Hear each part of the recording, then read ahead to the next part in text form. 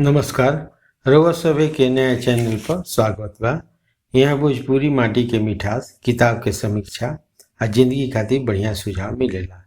आज हमनी के चर्चा करब जा एगो खास किताब पर जौना के नाम बा एटॉमिक हैबिट्स। ई किताब जेम्स क्लियर लिखले बारे।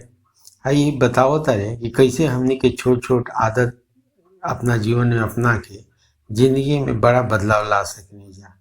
अक्सर हमने के ये सोचे नहीं जा कि अगर हमने के कुछ बड़ा करे के बा ओकरे खातिर बहुत मेहनत करे के पड़ी, बहुत इच्छा शक्ति के जरूरत बा। लेकिन ई जौन सोच बा एकरा के ई किताब में जेम्स क्लियर चुनौती देले बारे। वो कहता रहे कि बड़ा बदलाव करे खातिर बहुत बड़ा मेहनत आ बहुत बड़ा इच्छा शक्ति के जरूरत नहीं है।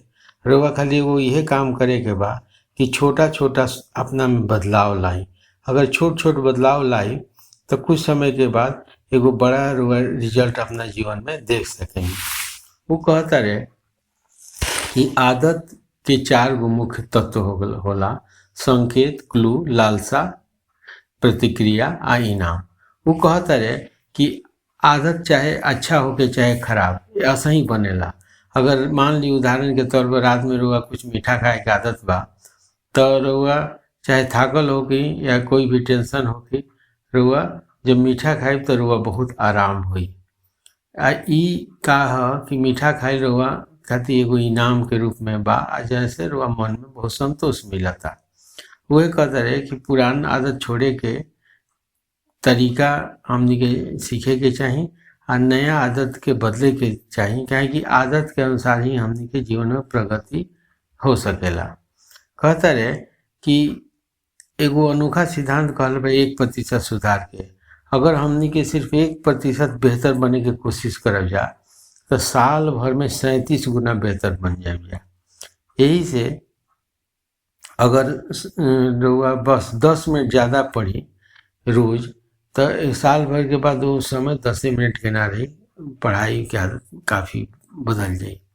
बिगड़ल आदत के बदले के तरीका बताओ तारे कि अगर कोनो आदत से रउआ छुटकारा पावे के बा तो जैसे मान ली रउआ रात के बहुत देर तक मोबाइल चलावतानी तो रात के समय मोबाइल के अपने से दूर रख दी। धीरे धीरे वो आदत कमजोर हो जाई और वो आदत से रउआ छुटकारा मिल जाई। फिर कहता रहे कि आदत के पक्का करे के सिस्टम बनावे के चाहिए। जैसे मान ली एक्सरसाइज करे के बाद 1 दिन 2 दिन हमनी के कर लेबे जो ओकरा बाद छूट जाला, ऐसे ना होई। रउआ एगो नियम बनाए कि हमरा ऐसे शुरू करे के बा जरूर करे के बा। कभी व्यस्तता होके तो भी वो आदत के छोड़े के नहीं के, थोड़ा समय जरूर कम हो जाए लेकिन ओकरा के करे के बा। फिर कहता रहे 2 मिनट के नियम एगो बतौले बारे। कहता रहे कि अगर कोनो नया आदत शुरू करे खातिर बस 2 मिनट लगाई। अगर वो आदत शुरू करे के बाद तो एकदम छोट समय दे के ओकरा के अपना। उदाहरण खातिर अगर वो किताब पढ़े के आदत डाले के बाद तो 2 मिनट पढ़ी, ये धीरे धीरे 2 मिनट 10 मिनट बदल जाए या कब आधा घंटा में बदल जाए रउआ पता भी ना चली और रउआ ये आदत बदले में कोई बोझ भी महसूस ना हो। फिर वो कहता रहे कि एगो आदत अपनावला से एगो खराब आदत छोड़ला से हमनी के जीवन में बहुत बड़ा सुधार हो सकेला। अगर हमनी के हेल्थ के सुधार करे के बा, करियर के तरक्की करे के बा या रिलेशनशिप बेहतर करे के बा तो में छोट छोट बदलाव से ही हमनी के काम कर सकेनी जा।